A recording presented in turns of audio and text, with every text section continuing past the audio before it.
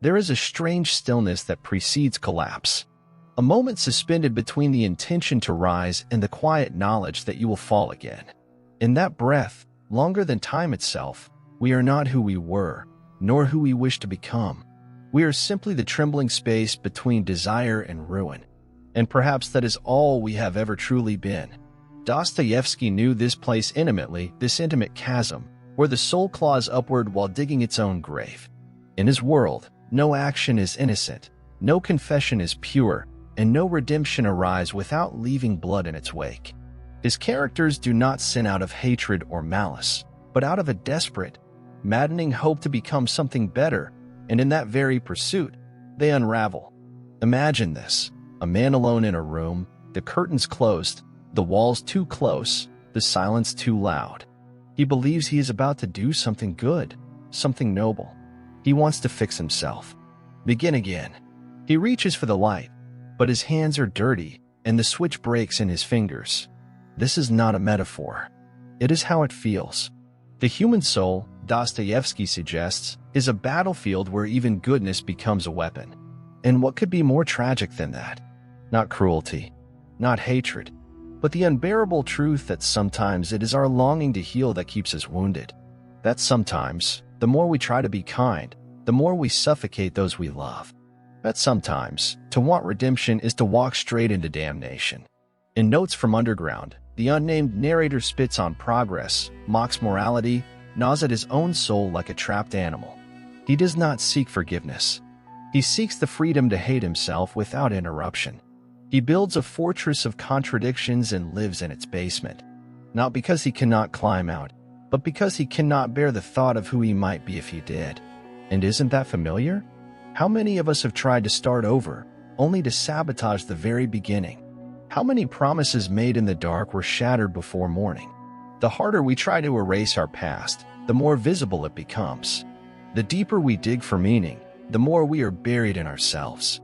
We pray for clarity and choke on the silence that answers. There is no enemy, only the mirror. Raskolnikov, in Crime and Punishment, commits murder not out of greed or impulse, but out of the deranged conviction that he can transcend guilt. That his will, sharpened by philosophy, can carve out a new kind of morality. But morality, like conscience, does not dissolve under logic.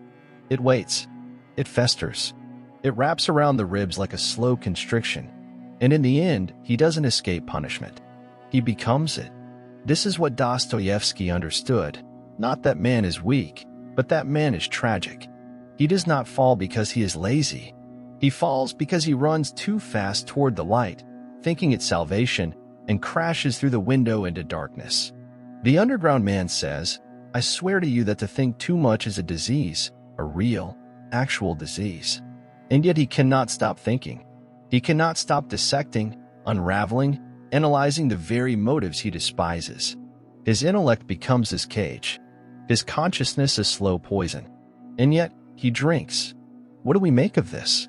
What is to be done when the cure is worse than the illness?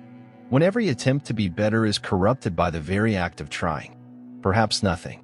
Perhaps Dostoevsky's deepest cruelty is not in showing us the ugliness of our condition, but in refusing to offer us a way out.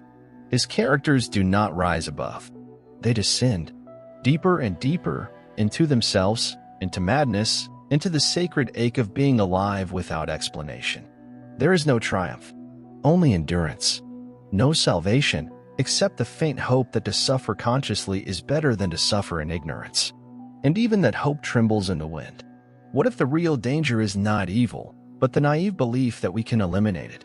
What if the desire to be good is itself a kind of pride, the most blinding kind? A refusal to accept that we are fractured and that no amount of effort can make us whole. The modern world tells us to try harder. Meditate, journal, be grateful, be better. But Dostoevsky whispers from the shadows, what if better is an illusion? What if your striving only tightens the noose? What if the effort to become good is the very thing that prevents you from ever being at peace? There are no easy answers here, no resolutions. Only the echo of a man pacing in a darkened room, whispering to himself, apologizing to no one, and waiting for the silence to respond. And maybe it never will. Maybe that's the point. Maybe we were never meant to win this battle within, only to bear witness to it, to feel it fully, to fall, not because we are weak, but because we believed so deeply in the possibility of rising. And in that belief, doomed and beautiful, we became human. There is a moment, quiet and cruel, when you realize that your suffering is not an accident, that it is not the fault of fate or circumstance, or even some nameless villain in your past, but that it is you, your own hands building the trap, your own voice rehearsing the lie, your own heart that once beat with such hopeful rhythm, now devising its own disintegration. Dostoevsky did not look away from this moment. He entered it, sat in its silence, made it his cathedral, for he knew what others refused to say, that man does not only suffer from the world, but from himself, that the deepest agony is not inflicted from without, but invited from within. The soul, left to its own devices, will often dig its own grave and name it destiny. The underground man does not seek salvation because he no longer believes it exists. He speaks not to persuade, but to destroy, to tear down every illusion, even those that once held him together. He knows the truth that no system, no ideology, no love, no God can save a man who does not want to be saved, and that knowledge rots inside him like a wound that will not close. He mocks rationality, mocks progress, because they are too clean, too easy, too comforting. And he knows that comfort is the lie that keeps people blind to their own ruin. Better to be tormented by the truth than lulled by a beautiful deception. He chooses pain because at least pain feels honest. Have you ever done that? Have you ever sabotaged your own joy because you did not trust it? Pushed away love because you feared it would reveal your unworthiness? Broken what was whole because its perfection made you feel more broken? There is a strange clarity in destruction, a dark purity in watching everything collapse, knowing it was your hand on the lever. And still, you pull, because part of you needs the world to reflect the chaos inside. This is what Dostoevsky captured with terrifying precision, that some of us do not want to be free. We want to be punished, not for what we've done, but for who we are. We want the world to confirm the sentence we've already passed on ourselves. It is not sadness. It is not anger. It is deeper than both. It is the echo of guilt that has no source, shame without sin. It is the original wound, to exist at all and feel unworthy of doing so. And when that feeling grows too loud, too unbearable, we lash out not in defense, but in fulfillment of the prophecy. We destroy what loves us. We walk away from peace. We say no to mercy, because deep down, we do not believe we deserve it. So we become the villain in our own lives, because at least the villain knows who he is. The underground man confesses with a kind of brutal elegance, "There is something shameful in all this. But why should I be ashamed? Yet I am ashamed all the same." He lives in contradiction because contradiction is all he is left. And in that labyrinth of self-contempt and longing, he finds a strange kind of home. There is something intoxicating about despair. Once it wraps around you, it becomes familiar. You learn its contours. You speak its language. You stop seeking light because darkness, at least, never lies. How many live like this today? Masked, moving, successful, yet quietly disintegrating behind their eyes. Not from trauma, not from tragedy, but from an unspoken grief that no matter how hard they try, they are never fully there, never fully alive, as if some essential part of them gave up long ago and forgot to come back. Dostoevsky saw it, not in theory, but in blood. He walked through Siberia, felt the bite of exile, stared down a firing squad. He knew what it was to lose everything, and he knew what was worse, to come back and still feel hollow. He did not write to fix us. He wrote to show us our reflection when all the lights are off, when there is no audience left, when even the voice in your head grows quiet. And in that silence, you meet the truth that your efforts, however noble, often carry the same poison as your failures. That striving can become addiction. That even healing, when done from fear, becomes another form of self-erasure. This is not a message the world wants to hear, but it is one the soul recognizes instantly. Because deep down, we know the human condition is not one of clarity, but contradiction. We are not machines to be repaired. We are storms to be endured. And within our chaos, something holy whispers not of solutions, but of witness. To see yourself as you are, without flinching. That is the hardest act of all, and perhaps the only one that saves. There is a silence that grows louder the longer it is ignored. It does not shout or weep or rage. It simply waits, like mold in the corners of a beautiful house, like the quiet crack beneath the marble floor. And then, one day, it takes everything. This is the silence that lives beneath appearances. The kind that Dostoevsky understood better than anyone, the kind that devours from within. Not suddenly, not dramatically, but in tiny, invisible acts of surrender. A delayed conversation, a swallowed emotion, a smile that hides a screen. We learn early how to wear masks. Not the theatrical ones, not dramatic disguises of villainy or charm. No, we wear subtler masks. The polite nod, the friendly laugh, the practiced tone of strength. We say we're fine. We say it often enough that we begin to believe it. And beneath that belief, something fragile begins to rot. In Crime and Punishment, Raskolnikov doesn't kill for power. He kills for an idea. An abstract belief that he is above the ordinary, that he can act without consequence if the cause is grand enough. But the body doesn't forget. The soul does not submit to theory. And as his days stretch out in the aftermath, his guilt does not fade, it sharpens. The silence within becomes unbearable, not because he regrets the act, but because it did not save him from himself. And this is what Dostoevsky reveals, that the worst prisons are not made of bars, but of ideas we cannot live up to. Modern life perfects this tragedy. Everywhere, we are told to optimize, improve, perfect, smile for the feed, work for the future. And yet, in our private moments, when the phone is off and the mirror is honest, a question hovers like smoke. Why do I feel worse the harder I try? Because effort, without truth, becomes another performance. We do not live. We act. We pose as fulfilled, while something inside crumbles. Not because we are weak, but because no one taught us how to sit with emptiness without trying to fix it. No one told us that some wounds want to be seen, not solved.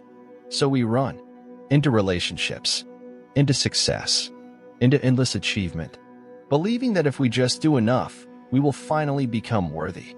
But the finish line always moves. The applause fades too fast. And in the silence that follows, the same ache remains. It is not a lack of success that destroys us. It is the haunting realization that success changes nothing. This is the unbearable secret. The truth that Dostoevsky laid bare with every broken character, every trembling confession. That nothing outside can quiet the storm within. That the more we reach, the more we bleed. That redemption does not come with progress, but with collapse. The underground man confesses, I am a sick man. I am a spiteful man. I am an unattractive man.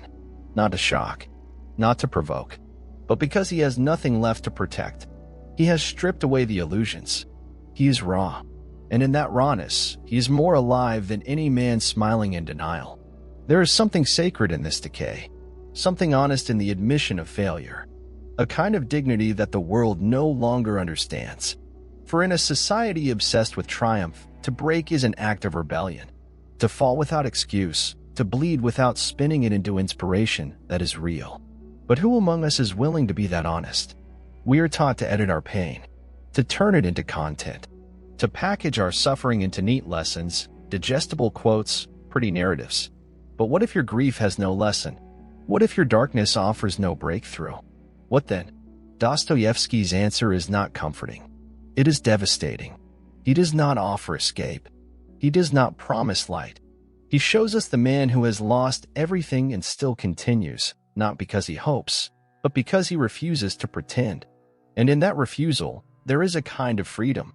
Because once the performance ends, once the mask drops, once the pretense crumbles, what remains is unbearable, yes, but it is also true. And sometimes, truth is enough. We are told that meaning must be constructed, that purpose must be chosen. But perhaps Dostoevsky was right. Perhaps meaning is not a treasure to be found, but a wound to be lived. Not a destination, but a weight we carry, heavy, invisible, sacred. And when we stop trying to escape it, when we sit with it, when we let it press into our bones without resistance, something begins to change. Not like healing, not like peace, but like recognition, as if the soul, long exiled, returns home and finds us still breathing, still broken, still here. And maybe, just maybe, that is enough. There comes a moment, not loud, not triumphant, but unbearably still. A moment when the noise dies down, when even the mind, that tireless architect of distraction, grows quiet. And in that quiet, you hear it, the low murmur of something ancient, something beneath the surface, beginning to stir. Not hope, not clarity, but a slow, trembling awareness that you can no longer go on as before. The mask itches now. The performance drips at the edges. The routine, once a refuge, feels like confinement. And the voice, that small, trembling voice you buried so long ago, begins to whisper. Enough. You don't say it aloud. You don't even know what it means yet. But it echoes, not in words, but in sensation. A subtle wrongness to every yes you utter. A sudden exhaustion in every smile that doesn't belong to you. A faint nausea in the presence of lies you've told too often. The body knows before the mind admits. And it is in this dissonance, between who you are and who you've pretended to be, that the cracks begin to form. Small, almost imperceptible, but they widen with every breath you take that does not come from truth. Dostoevsky understood this slow fracture of the soul. He lived it. His pages do not scream for revolution. They ache. They tremble. They peel back the layers until nothing remains but the raw, the ruined, the real. His characters do not change with grand epiphanies. They change in the shadows, in the solitude, in the moments when no one is watching, and even they no longer recognize themselves. Think of the underground man, pacing in his dim room, mocking love because it feels too honest, retreating from connection because it threatens to expose the tender, untouched places he swore no one would ever see again. But something shifts, slowly, painfully, not because he wants it to, but because he can no longer lie to himself. And that is where it begins. Not in healing, not in strength, but in collapse. You wake up one day and you can't breathe in the costume anymore. You look in the mirror and realize you've been staring at a stranger for years. You speak, and the voice sounds wrong, too rehearsed, too polite. And beneath all of it, something older than language begins to hum. A hunger not for success, not for applause, but for truth. Even if it breaks you, especially if it does. This hunger is not gentle. It arrives like a storm on a still lake. It does not scream. It does not ask. It simply refuses to leave. And slowly, you begin to see, not the world, but yourself, unvarnished. Flawed, scared, starving for something real. You see how often you've betrayed yourself in the name of harmony. How often you've silenced your discomfort to keep others comfortable. How many times you've bowed your head, not in humility, but in surrender. And now the rebellion begins, not with raised fists, but with whispered truths. You no longer laugh at things that don't feel funny. You stop apologizing for breathing too loudly. You say no, quietly, trembling, and for the first time, mean it. You walk away, not because you hate them, but because staying would require erasing yourself. And it is in this small act, the refusal to vanish, that something sacred returns. Not a solution, not a path, but presence. You begin to exist again, not in their eyes, but in your own. And like Raskolnikov in his final moments, fevered and delirious, you begin to grasp that the punishment was never imposed by the world. It was you. You were the judge, the jailer, the executioner. And now, perhaps, you are the witness. You do not yet know who you are without the pain. But for the first time, you are willing to find out. And this willingness, bare, fragile, trembling, is a kind of birth. It does not arrive with joy. It does not promise peace. It offers only itself, the truth of your own unbearable aliveness, the ache of existing without armor. And still, you choose it, even though the world may not understand. Even though those around you may flinch at your silence, your distance, your refusal to explain, even though it hurts to be seen after years of hiding, still, you stay with yourself. You sit in the wreckage of the life you built from lies, and for the first time, you do not rush to rebuild. You let the dust settle. You listen. You breathe. And somewhere, beyond the grief, beyond the shame, something moves. Not loudly, but undeniably. The soul, uncoiling, not healed, not whole. But here, it does not happen like a thunderclap. It does not tear through the world with spectacle or fire. No, it happens in silence, so quiet, so slow, that you don't even know it's happening until it already has. Until you look down and see that your hands are empty, that everything you were holding has turned to dust. This is how illusions die, not with screams, but with surrender. The life you built, so carefully, so precisely, starts to crumble in your periphery. The truths you repeated to yourself like prayers no longer settle the way they used to. The words taste wrong. The rituals lose their rhythm. The future you once raced toward now feels hollow, far away, and strangely uninviting. And still, no one sees it. You go about your day. You answer questions. You nod. You smile. But something inside has slipped out of place, never to return. It is not a breakdown. It is an unveiling. The story you've told yourself for years about who you are, what you need, what you must become, begins to fray at the edges. You start noticing the stitches, the seams, the falseness of the fabric. The phrases you once clung to for stability now echo like a voice behind glass, distant, distorted, and unbearably empty. This is the shattering Dostoevsky wrote beneath his lines, not with declarations, but with confessions. With eyes that looked not out at the world, but down into the soul. He understood that collapse is not always visible, that the real unraveling happens in the quietest corners of the self, where no one is watching, where even you are reluctant to go. But eventually, you do, because you must. The mask, once a comfort, now feels like suffocation. The act of pretending becomes unbearable. You stop mid-sentence, unsure who you're speaking for. You laugh, and the sound falls flat. You touch something you once loved and feel nothing. And still, life moves on. But you do not. Because something has ended, not in the world, but in you. A belief, a defense, a version of yourself that once kept you alive but now keeps you confined. And as it slips away, there is no drama. Only the ache of space where something used to be. Only the silence left behind. The underground man knew this silence. He didn't fight it. He sank into it. He let it wrap around him, rot him, strip him bare. He knew that to reach the marrow of self, one must lose all the false skin first. Even if it means becoming grotesque. Even if it means being unrecognizable to others and to yourself. There is no nobility in this fall. Only necessity. To cling would be to decay from the inside out. And so, you begin, with trembling hands and reluctant breath to let go. Not of things. Not of people.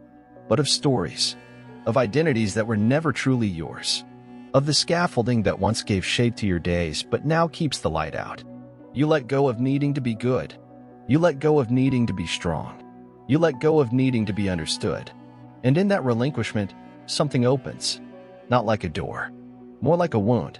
But this time, you do not flinch. You let it bleed. Because the pain that comes from truth is cleaner than the comfort that comes from lies. You remember Raskolnikov, delirious in exile, whispering of new life. Not because he has found peace, but because he has been stripped of everything else. And in that exposure, something begins to root.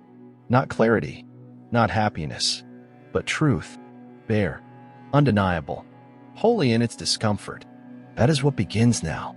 Not healing, not redemption, but space.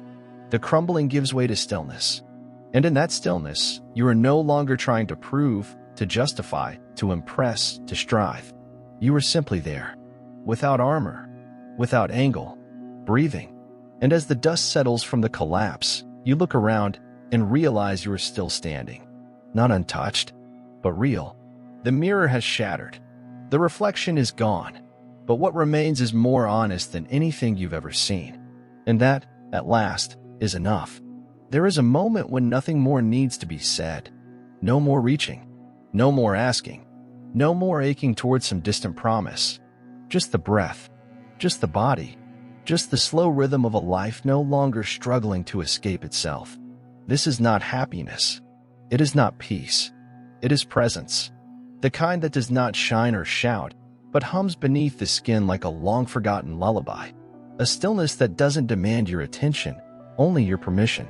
And when you give it, not with effort, but by ceasing to resist, you find that it was always here, waiting. There is no final revelation. No door swings open. No sky parts. There is only you, stripped of the illusions, of the justifications, of the heavy inheritance of who you thought you needed to be. And for the first time, that is enough. You no longer measure your worth by what you produce, who approves, or how well you play the part. You are no longer ruled by the fear of being misunderstood or the hunger to be adored. You are simply what remains. Dostoevsky's characters never arrive at perfection. They don't ascend. They don't triumph. They survive. Sometimes barely. Sometimes broken. But they survive because they have touched something beneath the surface, something dark, yes, but honest. And in that honesty, they become real. To be real in this world is the rarest act of all. To no longer perform. To no longer flee. To no longer rearrange your soul just to fit. And perhaps that is the quiet genius of Dostoevsky, that he offers no map, no cure, no ideal. Only the mirror. Only the wound. Only the raw, fragile pulse of a human being who has stopped pretending. And in that stopping, something new begins. Not loudly, not even visibly, but somewhere deep, where the soul recognizes itself and, at last, breathes. You do not rise from this place with answers. You rise with gravity. You walk slower. You speak softer. You look people in the eyes, not to impress or convince, but to see and to be seen. You no longer need to win. You no longer need to run. You are no longer afraid of your shadow, because you have sat with it, listened to it, and understood that it too is part of you. And it is not wrong. It is not evil. It is simply you, asking to be held. And maybe that's all we ever wanted. Not to be fixed, not to be saved, but to be held by ourselves, by truth, by the terrible and beautiful burden of existing.